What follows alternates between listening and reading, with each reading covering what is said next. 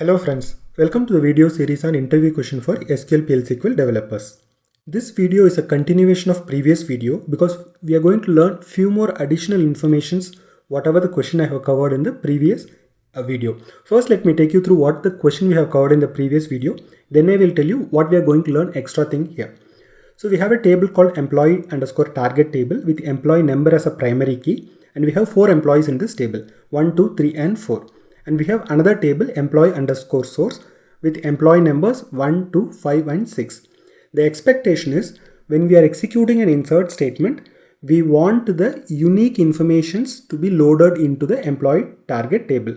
For example, after completion of the insert statement, we want the employees 1, 2, 3, 4, 5 and 6.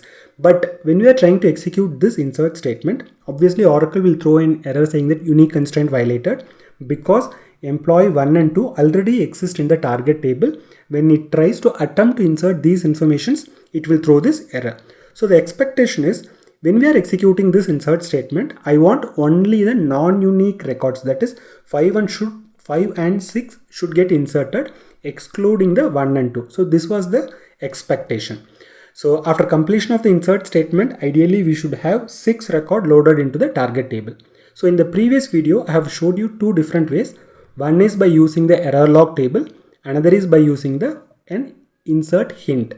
So now the question is, these two methods will primarily work based on the constraint, that is the unique constraint. Suppose if the table doesn't contain the constraint, or if the constraint is disabled, what will happen?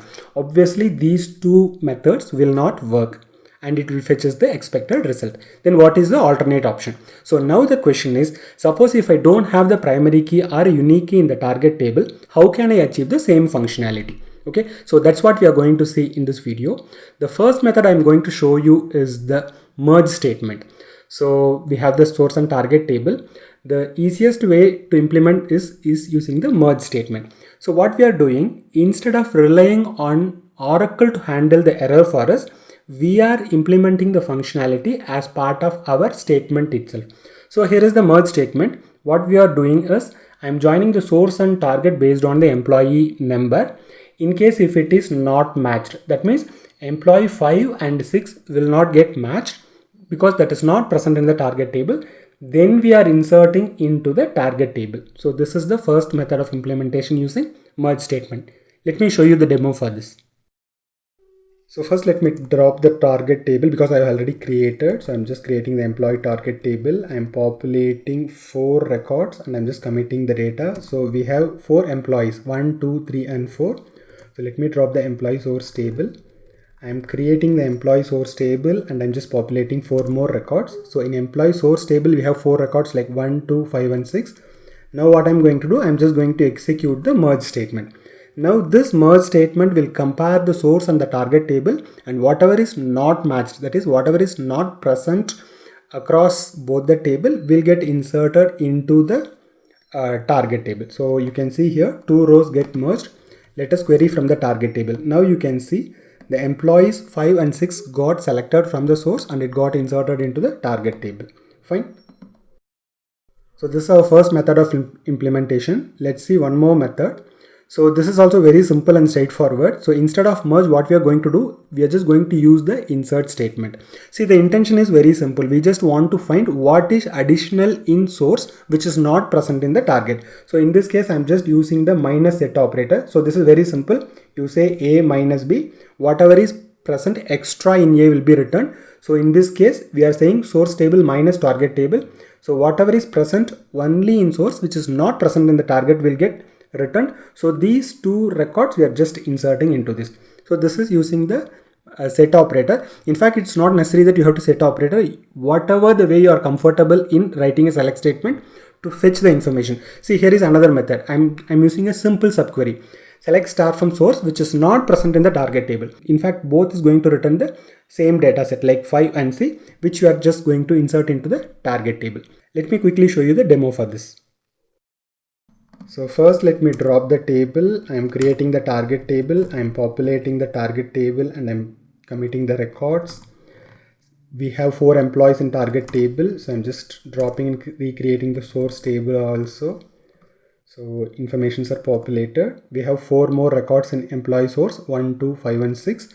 Now I'm just doing insert. Okay, before that let me just select and show you. So this will return only the additional records from source table which is not present in the target table. So we can just go and insert it. Okay, so now let's select from target, employee underscore target. Now you can see the additional records got inserted. Okay, let me just roll back it so that we can see the next query also. So the next query is a very simple, it's a simple subquery. So if you can see, this subquery is returning only the additional records from source table. So I'm just executing the insert statement. 2 records got inserted. Let us just select from the target table, employee underscore target. Yeah, you can see the additional informations only got inserted into the target table. So these are the 2 methods. In fact, including the previous video, we have seen like 4 methods. One is using a DBMS error log table, another is using insert hint, another is using a merge statement, another is an insert with subquery or insert with set operator. See, in the insert statement and the merge statement, we are actually joining 2 tables, but whereas in the previous 2 methods like the hint and the error log table, we are not joining any table. So definitely there will be some difference in the performance. So now based on your need and based on the data present in the table, you can choose the best option for your functionality. If you want any other questions to be answered, please post in the comment section or you can drop to this mail ID. But before that, you can check whether a similar question has been posted as part of subscriber question series or as part of the interview question series. If not, please write back to me. I'll be happy to record and post as a new video. If you have learned something new, please like this video, subscribe and stay tuned for new feature video, interview questions, SQL practical questions and concept videos. And thanks a lot for watching this video. Please click the bell icon if you want to receive instant notification whenever new videos are uploaded into this channel. Thank you.